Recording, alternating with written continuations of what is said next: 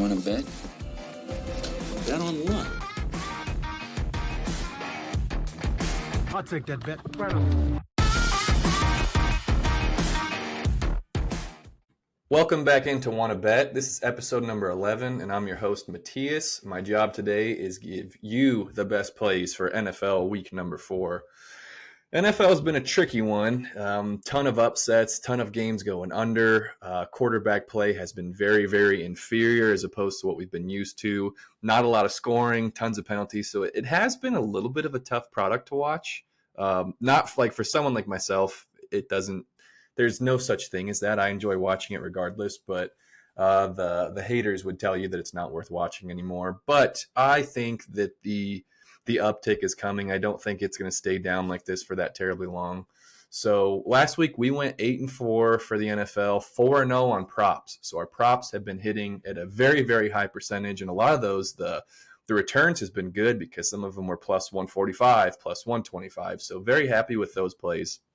One thing I've noticed with props is if you start to win, first of all, they don't take a lot of action. There's a little bit more volatility in the market as far as player props go because of injuries and weather and all that stuff.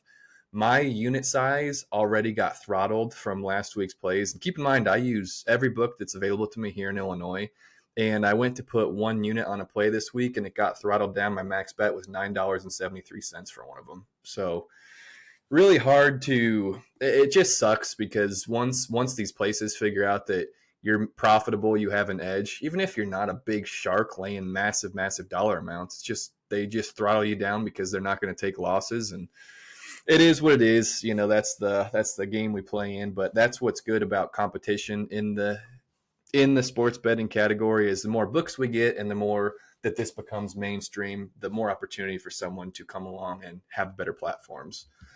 So if you're new to the show, I'm just going to run through my best bets for NFL week number 4.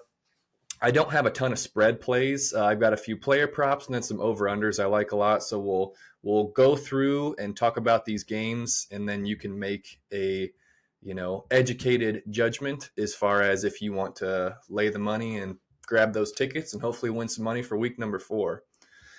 So we'll just start out. First game I have, Steelers versus Colts. Over-under is currently sitting at 40. Steelers laying 1.5 at home. Steelers defense has been absolutely elite. They are only allowing 8.7 points a game. 8.7 points a game. Now, granted, they haven't played elite competition, but I would argue that the Colts going to Pittsburgh is not elite competition at all. Anthony Richardson has that Jameis Winston style to him where at any point he could throw a 60-yard touchdown and everyone's happy and gassing everyone up on the sidelines. At the same time, just like last week against the Bears, he can throw a terrible interception and goal to go and change the spread like that.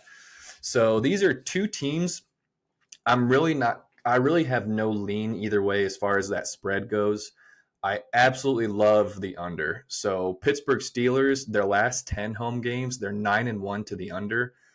These are two teams that if there were fireworks, I just cannot vision it being both sides of the ball. If one team just gets everything figured out and their offense is thriving, I don't see it being replicated on the opposite side. So these NFL point totals, they have come down since the start of the season, but still getting 40 points with this one.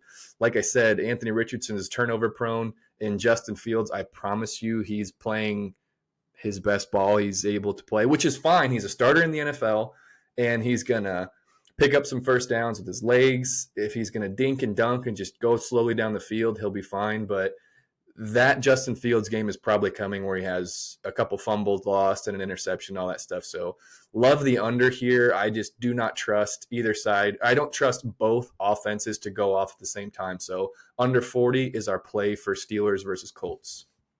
Up next, Jags versus Texans.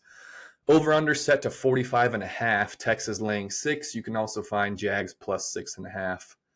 Monday Night Football was an absolute bloodbath. Jacksonville got killed by the Buffalo Bills from start to finish, whether it was offense, defense, special teams, not a contest. So flip over, Texans, they did basically that same thing against the Vikings, except the Texans were favored to win that game. So on paper, you could say Texans are coming off a worse loss as far as that goes. I don't like how either of these teams are playing right now. Trevor Lawrence, you look at his stats and he is like identical to Daniel Jones. People shred Daniel Jones to bits, and people still think that Trevor Lawrence is this great messiah that's like the next great thing in the league. I think, if someone continuously tries to tell you who they are, at some point you have to believe them. Trevor Lawrence is not it. Not just that they played poorly as far as his quarterback play, but he was missing open guys. There was that one where he had a receiver wide open downfield on third down and overthrew him by 10 feet above his head, and it got picked off by the Bills. So this is a division game. It's back in Houston. I think you have two teams that just want to clean up the mess that they had last week. So I'm not envisioning a ton of points. And this is the exact same thought process as the Steelers versus Colts. If one of these teams is clicking and their offense is just everything's firing all cylinders, are you going to see that on the opposite side of the ball with the other team? Man, I'm just going to listen to what the NFL has told us so far this season and say that's not likely to happen. This game, 45.5, I think that's too many points. So home teams against a division opponent after an upset loss by 14 points or more, which is exactly what the Texans had last week to the Vikings, 21-2 to the under in their following game. When I read that, it just reiterated my thoughts of, okay, well, this is two teams. First of all, Doug Peterson's on the hot seat, could absolutely get fired this season. I think he has the lowest odds to be the first head coach fired. So safe, steady football is what I picture for both teams. So under 45.5, I love it. I would also, if I were going to take a side on this game, plus 6.5 is a really stupid number. There's really not a lot of value in it. If that went to 7, we're hammering the Jaguars. So I'm going to keep an eye on that because come Sunday, public money will see what happened to the Jags on Monday night. They love the Texans. They love C.J. Stroud. So I'm going to wait till Sunday. If that goes to 7, we're going to include that in our plays for next week. But currently, we've got a ticket for the under 45.5. Up next, we have Eagles versus Bucks. Over under 42.5 or 43 if you like the under. Eagles laying 1.5. You can still pay some juice and get Eagles. You can get Eagles -1, paying quite a bit of juice right now. So I took this number, not this past weekend, the weekend before, for a look ahead line. It was Eagles -1, paying 10 cents on it. I thought that by this point, A.J. Brown would be back. And then obviously I didn't foresee Devontae Smith going down with that nasty concussion last week. So this one was up to Eagles -2.5 at first early on, which is about where I thought it would square out to, which is why I thought taking the 1 would be great. It's back down to earth now. The Buccaneers, though, their first game, they beat a Washington Commanders team where Jaden Daniels was making his first start ever. They didn't really throw the ball. You could tell they were still trying to figure some things out. So Bucs won that one. And then the Buccaneers, box score-wise, were outplayed by the Lions in every single aspect. The Lions were 1 of 7 in the red zone for that game. Bucs should have lost that one, and I think their true colors showed a whole lot more last week when they got stomped by the Broncos 26-7. I think that's a lot more likely than, playing better against the high competition like they did against the Lions. So I still would be very happy laying 1.5 with the Eagles. I'm playing it at -1, but like I said, that was a 2-week look-ahead line. The injuries the Eagles have are a little bit offset because the Buccaneers, they have some injuries as well. Vita Vea, their best defensive lineman, he's not going to be playing this game, so hopefully Jalen Hurts has some time. The biggest fight that the Eagles are going to have is that idiot Nick Sirianni, a head coach. I mean, that guy will lose you bets. If you continuously bet on the Eagles, he will cost you money. But I think this is a safe spot that we can stick around with. The guy's a moron, though. Another stat for us, Tampa Bay is 1-8 against the spread in their last 9 games after a loss. So system play here, plus we like that small margin. I think Eagles -1 is a great play for week 4. Up next, Chargers versus Chiefs. Over-under sitting at 38.5. You can see 40.5 if you want the under. Chiefs laying 7. This game stinks. Herbert should have rested last week. They had no business playing that kid against the Chargers played the Steelers last week. Had no business playing them. That high ankle sprain's one that if you take care of it early on, it shouldn't be too terrible of a lingering issue. But then when you have him in for a half and he gets rolled up on again and re-aggravates the injury, you're just in this vicious cycle of continuously step back, step back, step back. So I can't stand that John Harbaugh had him in there last week, but that's what you take. You take the good with the bad with Jim Harbaugh. For everything good as far as the aggressiveness and the believe in my guys and the toughness, listen, these are multi-million dollar athletes. That goes the opposite way too, where you don't have a 10-man deep roster at Michigan where your third guy is just as good as the small school you're playing's first guy. That's not how the NFL works. The depth is a very, very big piece of it. So I wish they would have sat him. This line opened up Chargers plus 8.5. That was Monday morning. I instantly took it. I think that's way too many points. Now it's down to 7. So I don't have a recommendation as far as laying it right now or taking the points, but our next bet, we're going to get a little bit creative so we can get some value back with that one. Same thing. I just think both these teams are going to be up for each other. I think it's going to be a slow grind out game. Love under 40.5. And taking all these unders, considering they've been hitting, we are playing with fire because there's going to be a weekend where the mean does not translate into what happens on the field. There's going to be a weekend where unders or where overs are just hitting at an insane rate. In the back of my head, after I put all these tickets in, I was like, I think this might be the week where you should just take any game that has a 3 in front of it. You should take the over. But that's not. We don't listen to this thing. We don't listen to this. We don't listen to this. Sometimes we have to use math and then be smart. So we do listen to this. That was my mistake. We don't listen to this. That's what we don't listen to. Sorry, I got off the rails there. Like I said, best bet, Chargers plus 8.5. I'm pretty sure that's long gone. Sunday morning, this one might go. You might see 7.5. You might see 8 again when people start betting the Chiefs. So keep an eye on that.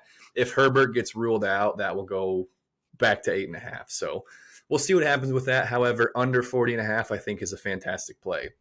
So if you did miss the best number, this is a very important lesson right here. If you missed the best number on that one, if you're not familiar with teasers, teasers are taking 6 points with 2 different teams to get you through. You'd like to get through key numbers.